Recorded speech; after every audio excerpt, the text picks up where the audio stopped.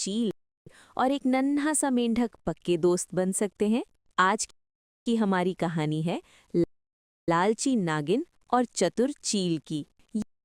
ये कहानी है एक ऐसे दोस्त की जिसने अपनी चतुराई से तालाब के सभी नन्हे मेंढकों को एक बड़ी मुसीबत से बचा लिया। तो चलिए चलते हैं जंगल के उस सुंदर तालाब के पास और सुनते हैं ये प्यारी सी कहानी।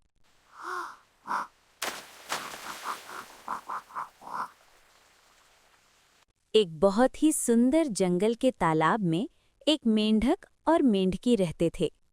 उनके प्यारे प्यारे छोटे छोटे बच्चे थे, लेकिन मेंढक और मेंढकी दोनों बहुत उदास थे।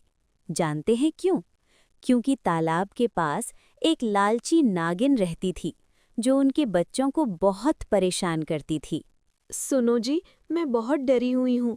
वो नागिन हमारे नन्हे बच्चों को नुकसान पहुँचाती है। हम अपने बच्चों को कैसे बचाएंगे? तुम फिक्र मत करो, मेरा दोस्त चील बहुत बहादुर है। मैं अभी उसके पास जाता हूँ, वही हमारी मदद करेगा।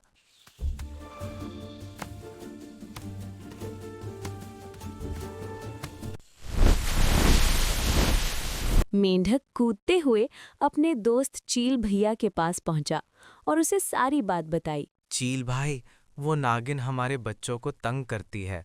हम उसे बहुत समझाते हैं पर वो हमारी बात नहीं मानती। प्लीज हमारी मदद करो ना। अरे दोस्त, तुम घबराओ मत, मैं हूं ना। मैं उस नागिन को ऐसा सबक सिखाऊंगा कि वो फिर कभी तुम्हारे बच्चों को नहीं छेड़ेगी।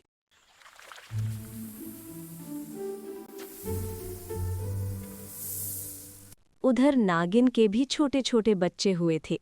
नागिन बहुत खुश थी, पर वो मेंढक के बच्चों को लेकर अभी भी लालची थी। अरे वाह, मेरे बच्चे तो खेल ही रहे हैं, क्यों ना मैं जाकर मेंढक के बच्चों को अपना नाश्ता बना लूं, बड़ा मजा आएगा। अरे जरा संभल कर जाना, मैंने देखा है कि वो चील आजकल यहीं आसमान में उड़ रहा है।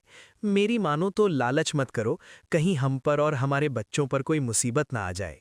अरे छोड़ो भी, उस चील से मैं नहीं डरती, और तुम भी बिल्कुल मत डरो, किसी को कुछ पता नहीं चलेगा। वैसे भी अभी तो मुझे मेंढक के बच्चों को खाना है, मेरे मुंह में पानी आ रहा है, मुझे बहुत भूख लगी है। मैं तुम सबके लिए भी खाना लेकर आती हूँ। बाय बाय बच्चों, तुम्हारी मम्मी अभी तुम्हारे लिए बढ़िया बढ़िया खाना लेकर आएगी, फिर हम सब मिलकर खाएंगे।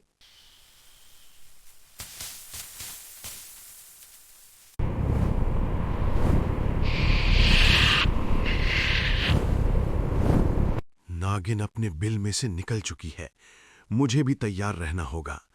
मेरे होते हुए मेरे दोस्त के परिवार पर कोई मुसीबत नहीं आ सकती।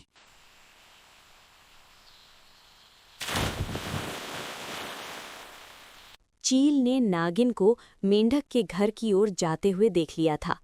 अब वो भी अपने काम पर लग जाता है। वो पहले ही अपने दोस्त मेंढक को सब कुछ समझा चुका था। जैसे ही नागिन मेंढक के बच्चों के पास पहुंची, मेंढक निडर होकर उसके सामने खड़ा हो गया। रुक जाओ नागिन, अगर तुमने हमारे बच्चों को छुआ तो तुम्हारे बच्चे भी मुसीबत में पड़ जाएंगे। देखो, ऊपर देखो, मेरा दोस्त चील तुम्हारे बिल के पास ही खड़ा है। क्या? नहीं, तुम मुझे डराने के लिए झूठ बोल रहे हो। जाकर देख लो, चील भैया पहुंच चुके हैं।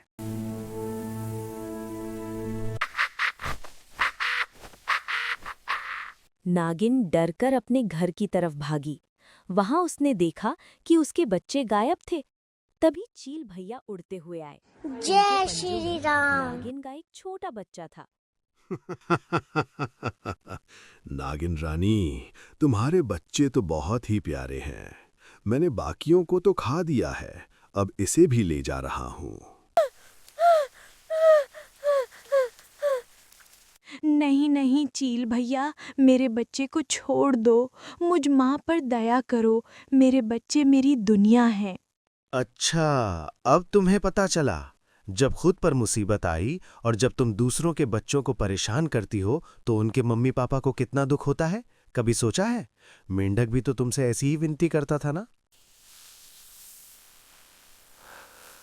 मैंने तुम्हें कहा था ना, लालच मत करो, पर तुमने लालच किया और तुम्हारे लालच की वजह से हमारे बच्चे आज मुसीबत में थे। मैं उन्हें नहीं बचा पाया। ये चील हमारे सारे बच्चों को उठाकर ले गया। इसने हमारे मासूम बच्चों को खा लिया। मुझे माफ कर दो चील भैया।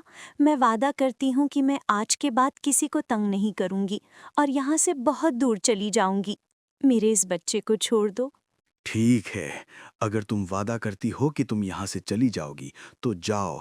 वहाँ सामने पेड़ के नीचे तुम्हारे सारे बच्चे सुरक्षित हैं। मैंने किसी को नहीं खाया। मैं तुम्हारी तरह लालची नहीं हूँ और आज के बाद यहाँ दिखाई मत देना। मेरे बच्चे। चील भैया बहुत अच्छे थे। उन्होंने नागिन के बच्चों को नहीं खाया था, बस एक पेड़ के नीचे छुपा दिया था।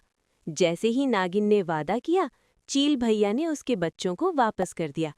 नागिन अपने बच्चों को लेकर चुपचाप वहां से चली गई। चील भैया ने अपनी दोस्ती निभाई और मेंढक मेंढकी अब